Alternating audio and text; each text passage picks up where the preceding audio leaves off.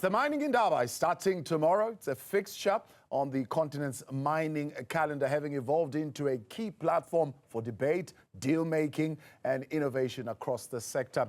Africa hosts some of the world's richest deposits of critical minerals used in clean energy technologies, now from cobalt and copper to manganese, as well as rare earths. But the continent continues to grapple with long-standing challenges of moving up the value chain rather than exporting raw materials. Well, we're joined now by Routledge, director at Macua, Wamua, as well as Lloyd Nedohe, of the advice, or rather director of the founder of CAMVAC, Daya Naidoo, head of energy and natural resources at the Technology Innovation Agency. Good to have you, gentlemen. Thank you very much for coming on this afternoon. Mr. Daya, let me begin with you. How big is the demand for minerals globally today?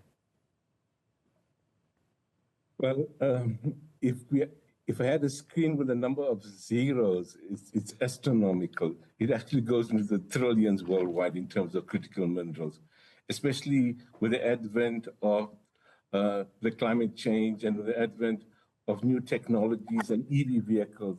So critical minerals is a massive market, but you can actually see Trump at the moment trying to take over Greenland. So critical minerals, especially rare earths, are no more basically the new oil of the world. So everybody's looking to find a rare earths.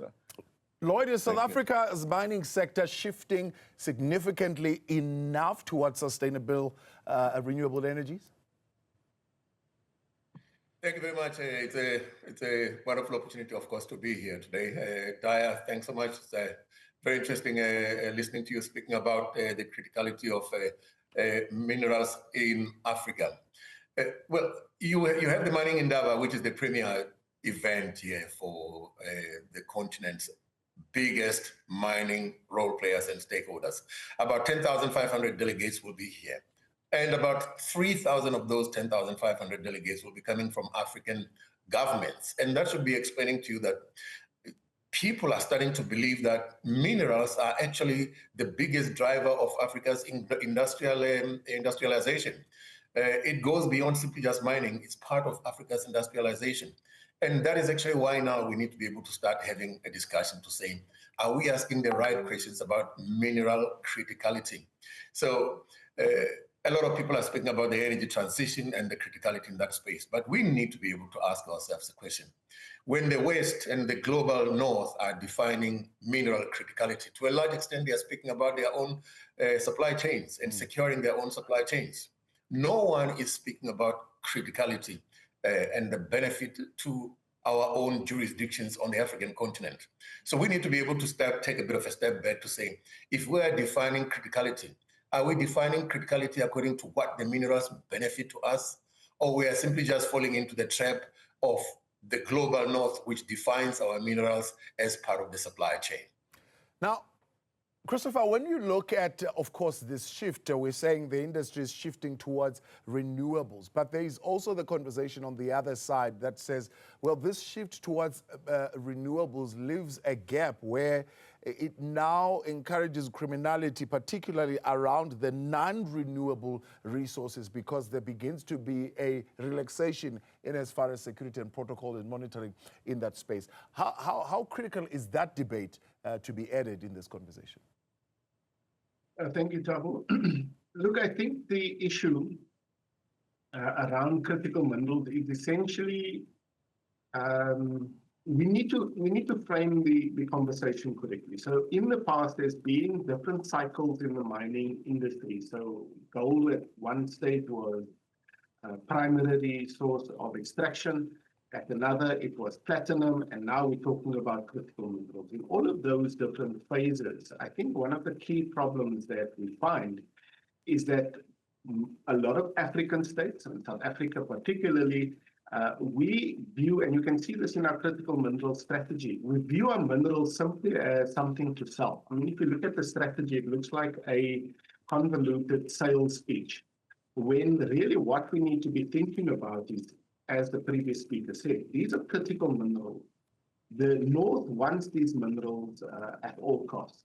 So what is our role then? Is our role to go to the African Mining Indaba and simply just sell? Or should we be looking at how do we protect our heritage, our resources?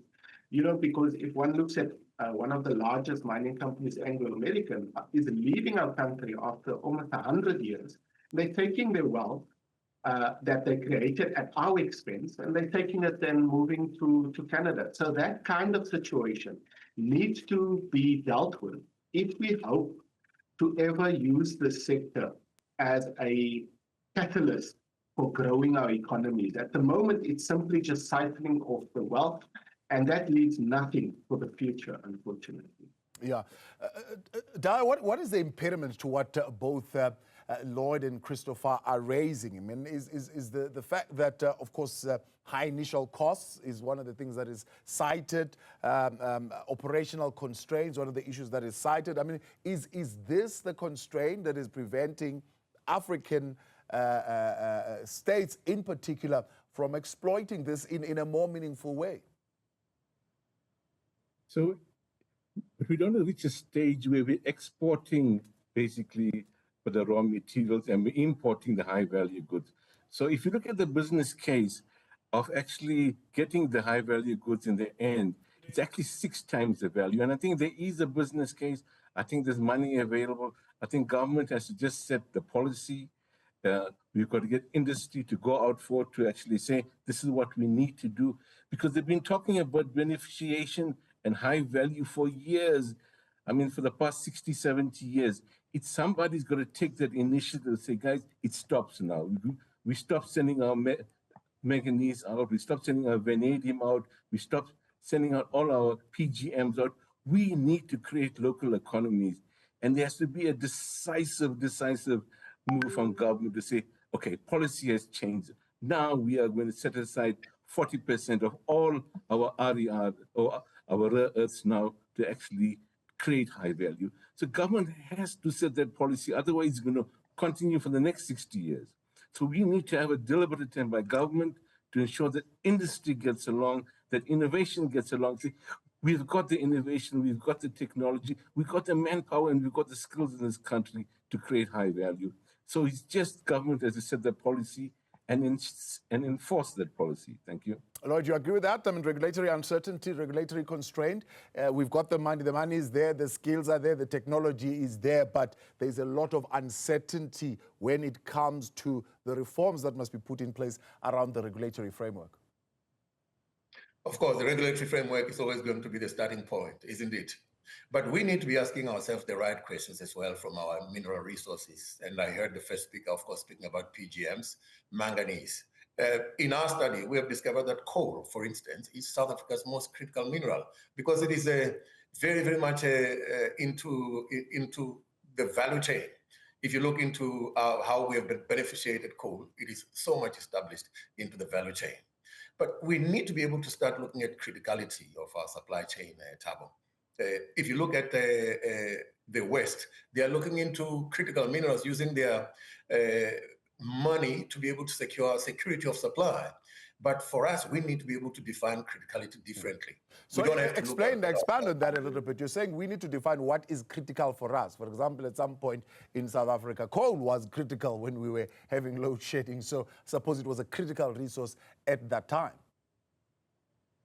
Coal still remains critical. If you look into how coal has been established into beneficiation, into coal to liquids, into the energy value chain in South Africa, it remains to be the most resilient and the most established critical mineral we have in South Africa.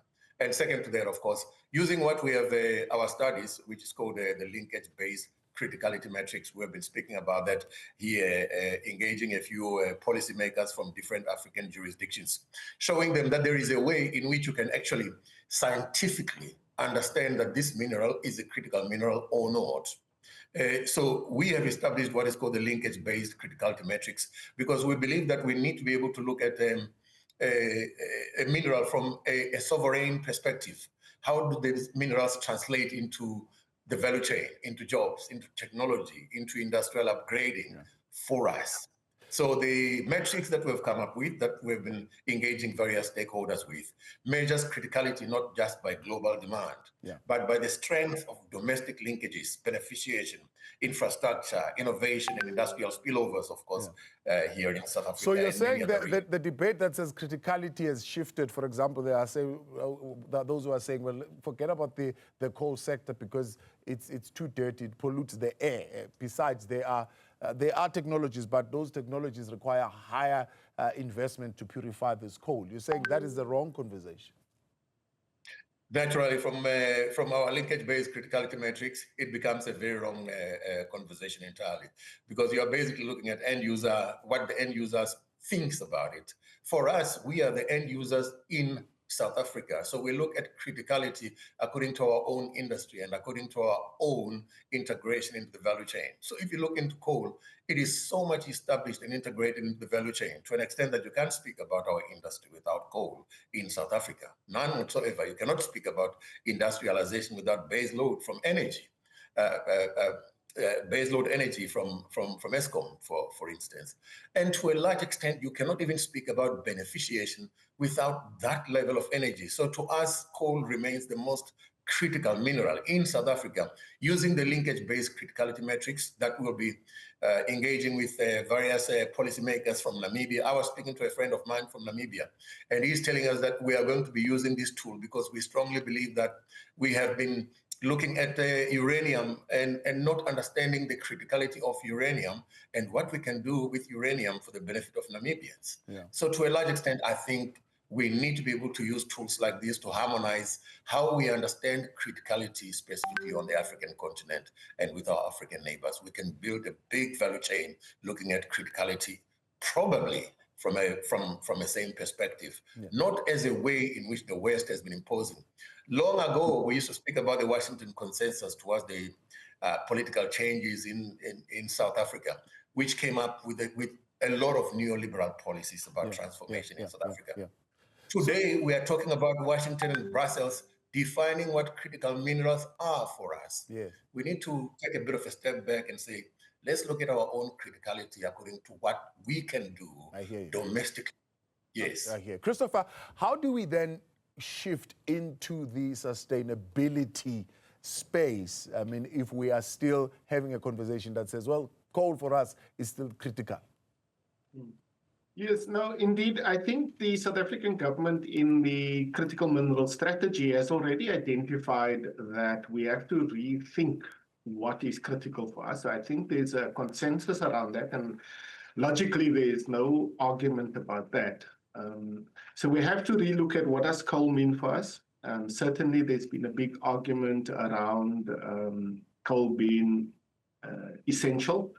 Now, I'm not going to get into that debate. Suffice to say that the problem with the approach to critical minerals, whether it's coal or any other mineral, is fundamentally undermined by the very structures that we have in place. So when our colleagues talk about beneficiation and so forth, we see that they are really essential, and even our South African government in their mineral strategy, it's essentially talking about repeating the colonial strategy of extraction, which ultimately benefits the global north, Europe and the US and others, in the same way that they've been talking about it for 150 years. So nothing has changed. So we have to fundamentally look at how are we going to reimagine the sector? Because if one looks at what Mr. Mantashe, for example, is constantly saying, and I'm sure you'll be repeating this message for the rest of the week,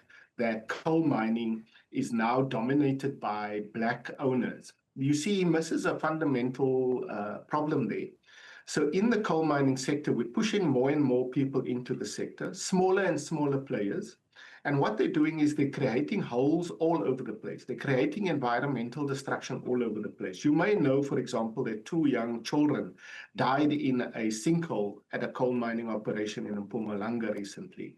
And those kind of things are going to become increasingly problematic as they continue to dig holes, continue to pollute the environment without really thinking about what is beyond this rush to just extract. Now, I can understand the argument about the base and so on, but we have to also think about the future. And this is why a critical mineral strategy is so important. We have to think about what are we doing today and what are we leaving for tomorrow. You cannot just dig out today, because that's a greedy approach to the world and to society, thinking that we can extract today without a consequence for tomorrow. And that really is where the conversation needs to be had. Well, Christopher, Mr. Mantashe might say, well, why are you discouraging extraction? What does that mean for sustainability of workers? What does that mean for economic viability of the country?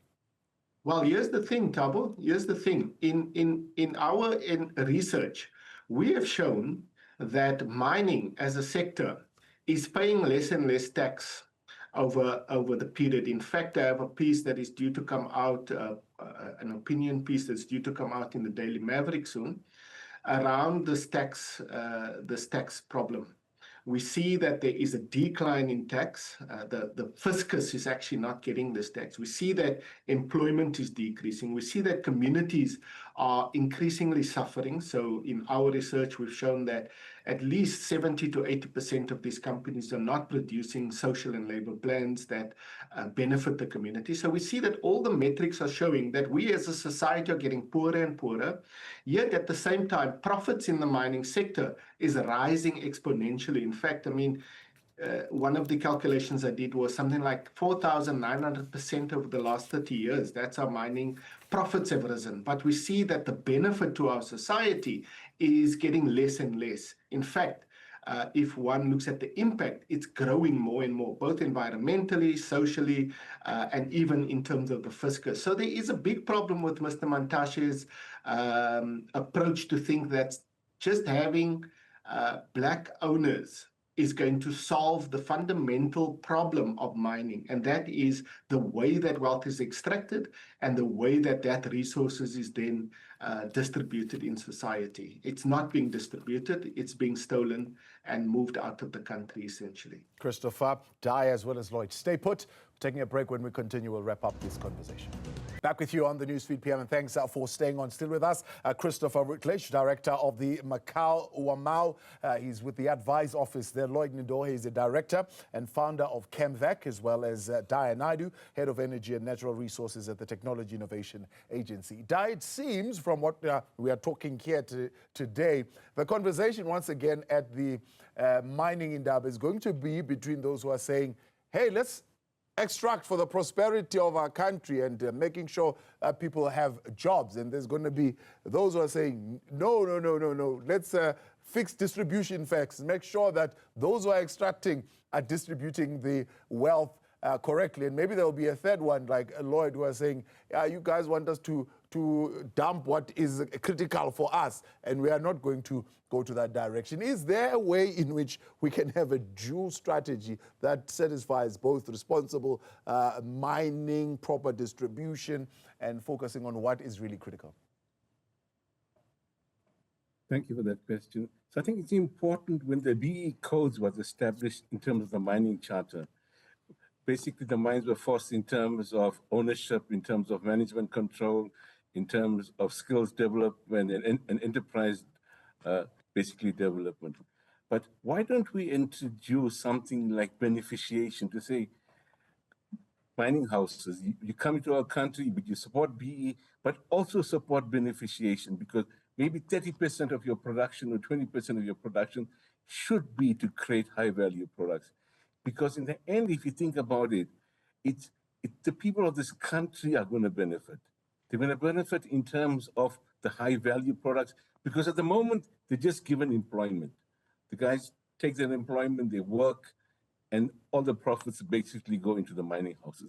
But force the mining houses, say, guys, you need to create industries, or get people into create beneficiation, even if it's only 20% of your production, but get people to create high values, because in South Africa at the moment, with the high unemployment, we need to create local economies.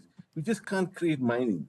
We need to create satellite high value economies that's going to employ people, that the people of this country are going to benefit. So there's a huge opportunity there, But we need to change our policies, and government needs to change that policies and implement this beneficiation strategy. Yeah. Thank you, Tom. Lloyd, the strategy that will lead us to responsible extraction, as Daya suggests, is beneficiation. You agree? I do agree that, yes, we need to be able to upgrade ourselves from extraction into different stages of the value chain, whether it is beneficiation into manufacturing, whether it's beneficiation into other types of products. But yes, we cannot simply just remain extractive for long. And to a large extent, for me, I need to be able to say, when we look at the current critical mineral strategy, that identifies about 21 minerals as critical mineral strategy. That is actually going to confuse us a lot. We don't need 21 critical mineral strategy because they are not critical to us. They are critical to other people. We need to focus most possibly to around 4 or 5 commodities that we believe we have the right policies, the right institutional capability, the right technological capability for us to be able to beneficiate. And that is why we are not growing the beneficiation component, because we are a little bit we are not asking the right questions, and we're a little bit all over. We don't need that 21 commodities in the critical mineral strategy. A handful of those mineral strategy of those minerals would be sufficient for us to be able to move up the value chain when we are able to export what needs to be exported, because we cannot be able to use it in South Africa. It cannot be critical because we produce it. It should be critical because it's got linkages. If it has no propensity or possibility for us to benefit out of it, then there is no need for us to beneficiate it. Christopher, if you're saying the focus of Minister Mantashe should not be on the few black BEE owners that are now in the coal sector, where should the focus be? Yeah, thanks, Dabo. So yes, look, transformation itself is multidimensional. It cannot be one dimension. Hence, at some point we introduced the concept of broad-based black economic empowerment. So just looking at the top of the pyramid doesn't really give us a full picture of what's happening.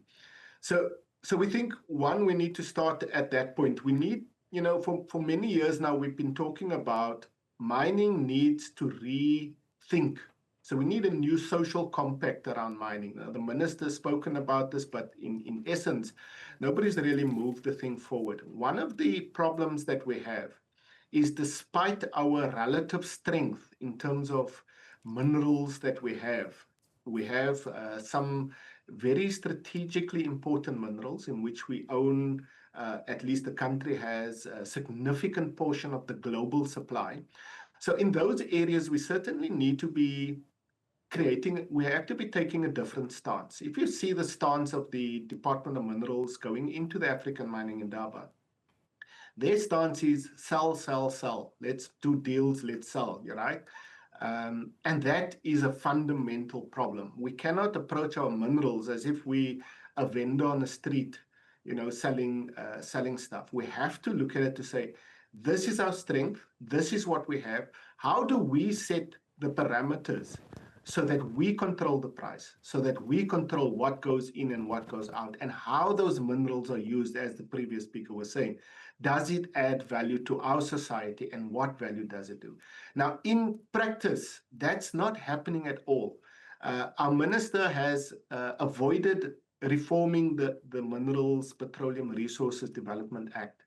In 2018, when he came on board, after 5 years of us working on a new law, the minister came in and scrapped it. That's in 2018. We're now in 2025, and he still hasn't put a new law on the table. And even the law that he's proposing to put on the table doesn't deal with these specific issues that we're talking about now. Controlling our minerals, ensuring that communities and our society benefit, ensuring that companies are held to account when they don't come to the party. But it seems as if we are controlled by mining capital, not by our own interest. Mining capital determines what is good. And you can only look at Anglo-American. They're leaving our country, and our government has not said a word. The PIC is the biggest shareholder in Anglo, and they haven't said we want to protect South Africa's interest. Anglo has a debt to pay to this country which exceeds 165 billion US dollars. They haven't paid their debt. So what is our government doing about those things? If we can get some backbone and strength and coalesce our society around our government to say, we will no longer just be handing out our minerals like sweeties at a party. We are going to actually ensure that there are key regulations which protects communities, our wealth, and our society as a whole. And that doesn't seem to be on the horizon. Right. So unfortunately, as long as we continue to be, vendors selling, we're never going to be able to deal with all of the questions around strategic minerals, around transformation, and so on. But as you can hear, opinions are plenty, and the questions, I'm sure, equally even more so. And all this is going to be ventilated this week at the Mining Indaba. Gentlemen, let me thank you for coming through this afternoon. Lloyd, Nedohe, Daya, and Naidoo, as well as Christopher Routledge.